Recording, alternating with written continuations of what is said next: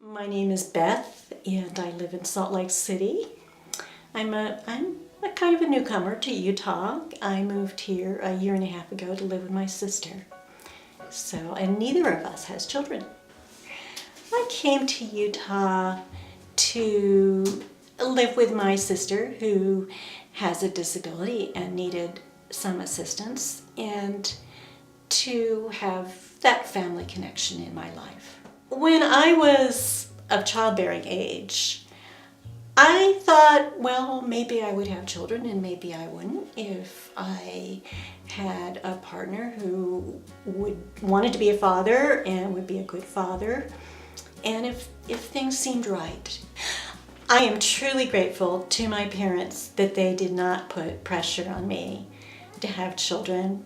I'm sure they would have enjoyed grandchildren, but they didn't keep saying, when are you going to get married and have children? I did get married and it didn't work out, and unfortunately I'm still glad that there weren't children to, suffer from that.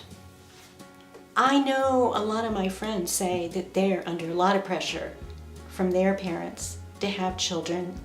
I know women who really feel like a failure as a woman if they don't have children. That's sad when that happens, and I'm glad my parents didn't put that on me. Well, I'm 67, and so I actually looked it up. There are 3 times as many people in the world now as there were when I was born.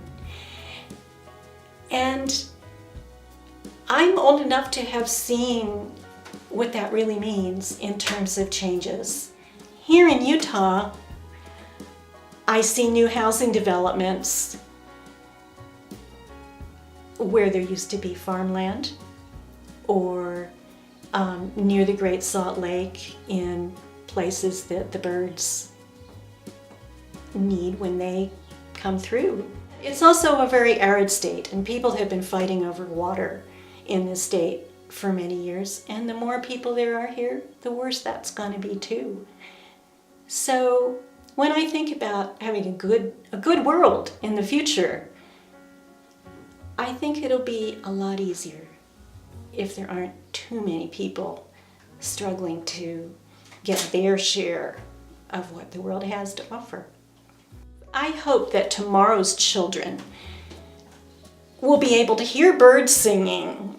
I hope that they will be able to eat fresh local produce. I hope they'll have clean air to breathe. All these things are harder the more people there are.